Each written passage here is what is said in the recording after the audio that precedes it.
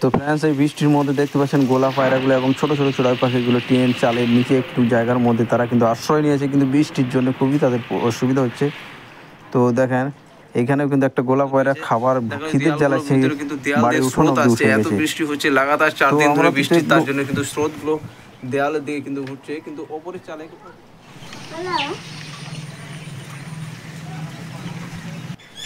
Hi friends, কেমন আছেন সবাই? আশা করি সকলেই ভালো আছেন। তো গাইস, নতুন একটি দিনে নতুন একটি ভিডিওতে সকলকে স্বাগত জানাই। তো গাইস, গত 4 দিন ধরে বৃষ্টি টানা লেগুলো বৃষ্টি হয়ে যাচ্ছে দিনচাপ। তো সেই বৃষ্টির কারণে পায়রাকে আমি একটাও ছাড়তে পারিনি, দেখেন কি অবস্থা। তো এখন তো বাল্ব জ্বলছে, কারেন্ট আছে, তো কারেন্টটাও সবসময় থাকে না। তো কারেন্ট না থাকলে এই পায়রাগুলোকে এখানে খাবার দেওয়া এবং অনেক কিছু সমস্যার কারণ না থাকলে গ্রামে যাদের বাড়ি তারা বুঝতে পারবেন, একটু ঝড় বৃষ্টি হলেই কিন্তু কারেন্ট চলে যায়। সেখানে 4 দিন লাগাতার বৃষ্টি হচ্ছে, তো কারেন্টের খুবই সমস্যা। তো এখন কারেন্ট এসছে, তো পায়রাগুলোকে আমি ঠিকঠাকভাবে খাবার দেবো এবং ভিডিও বানাতে এসেছি তার জন্যে। তো প্রথমে বাইরের আবহাওয়াটা দেখাই যাক, আপনাদেরকে একটু দেখায়, তারপরে আমার পায়রাগুলো কী অবস্থা। বাইরে একদমই ছাড়তে পারিনি, তো চলুন আগে বাইরে আবহাওয়াটা দেখে নিই। বৃষ্টি কিন্তু ছাড়ে নেই সম্পূর্ণ, একটু ধরেছে, কিন্তু বৃষ্টি টুকটাক হচ্ছে, কখনো হচ্ছে কখনো হচ্ছে না। তো চলুন এবার দেখাই। তো ফ্রেন্ড, দেখতে পাচ্ছেন চারিদিক কিন্তু জল আর কাদাতে ভর্তি। দেখেন ছাগলগুলোর জন্য কিছু পাতা এনে দেওয়া হয়েছে, সেই পাতাগুলো কিন্তু খাচ্ছে। কিন্তু এই গরু ছাগল এদেরকে নিয়েও খুবই কিন্তু সমস্যা। যে দেখেন মেঘের আবহাওয়াটা খুবই কিন্তু একবারে ধোঁয়াশা ধোঁয়াশা, বৃষ্টি এলো বলেই হলো। এখন দেখেন কী অবস্থা। এই দেখেন দুটো গরু আছে, গরুগুলো কিন্তু বাঁধা আছে সারা সারা দিন, কিন্তু বাইরে বের করা যাচ্ছে না একটুকু।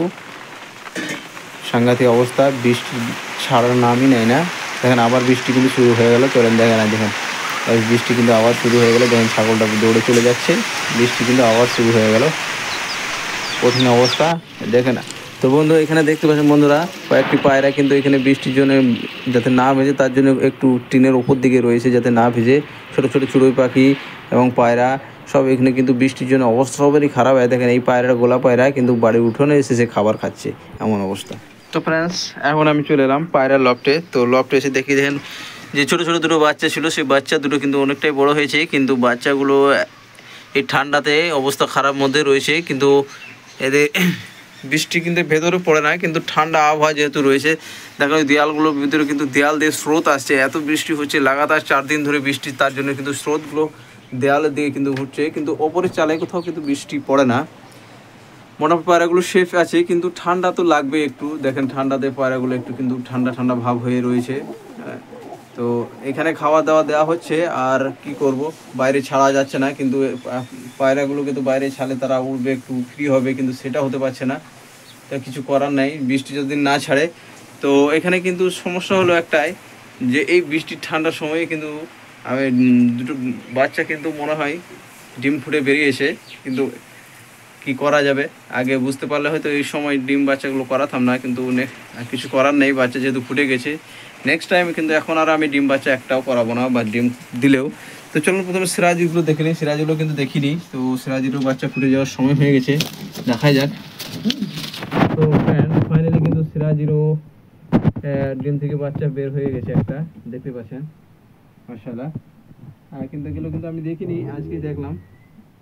তো সিরাজি বাচ্চা কিন্তু একটা ফুটেছে, আর এইখানে একজোড়া ফুটেছে, এটা আমি দেখেছি। তো এই দেখেন এখানে কিন্তু এই দুটোই বাচ্চা কিন্তু ফুটে গেছে। তো এখনও সুস্থ আছে বাচ্চাগুলো। তো ফ্রেন্ড, বাচ্চাগুলো কিন্তু সুস্থ আছে, আর সুস্থ থাক আমি সেটাই চাই। কিন্তু এই বৃষ্টির জন্য হয়তো একটু ঠান্ডা আবহাওয়া হতে পারে, কিন্তু এখানে কিন্তু একটু গরমই ভাব আছে। বাচ্চাগুলো আশা করি কোনো ক্ষতি না হয়, থেকে যাবে ঠিকঠাক। তো এই ঠান্ডার সময় কিন্তু ডিম বাচ্চা না করানোই ভালো। যেমন এই দেখেন, এই যে আমাদের চীনাটার একটা ডিম, তো ডিমটা একটা প্রথমবার ডিম দিয়েছে, সেই জন্য আমি ডিমটা ফেলিনি। কিন্তু আর ডিম বাচ্চা একটাও করাবো না, ডিম পারলে কিন্তু ডিমগুলো এবার আমি ফেলে দেবো। যেহেতু বৃষ্টির সময় বৃষ্টি হচ্ছে, এই বৃষ্টির সময় কিন্তু ডিম বাচ্চা না করাটাই ঠিক, তাদের খাওয়া দাওয়া প্রবলেম।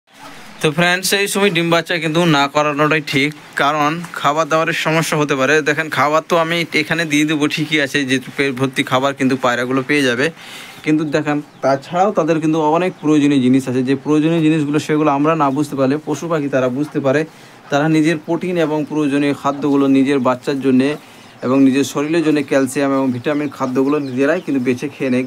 এটা উপরবেলা তাদের প্রদান করেছে তারা নিজেরাই কিন্তু বেছে খেতে পারে। তো সেই প্রোটিন খাবারগুলো তো সব আমরা দিতে পারি না। তো পায়রা ছাড়া থাকলে নিজের মতো ইচ্ছে মতো খেতে পারবে অনেক কিছু জিনিস, প্রোটিন খাবারগুলো। তো সেই জন্যে এই সময় কিন্তু ডিম বাচ্চা না করাই বেটার, এই বৃষ্টির সময়। তো আমার অলরেডি আগে থেকে দেওয়া ছিল, তো এই সময়ই বাচ্চা ফুটে গেছে, তো সেই জন্য আমি কিছু করতে পারছি না। তবে আপনাদেরকে উদ্দেশ্যে বলছি, আপনাদের যদি ডিম বাচ্চা এই সময় হয় তাহলে এই সময় কিন্তু ডিম বাচ্চা একবারেই করাবেন না, একটু ওয়েদার ভালো হওয়ার পর কিন্তু ডিম বাচ্চা করাবে চেষ্টা করবেন। তো আজকের ভিডিও অবধি, দেখা হবে কোনো পরবর্তী ভিডিওতে।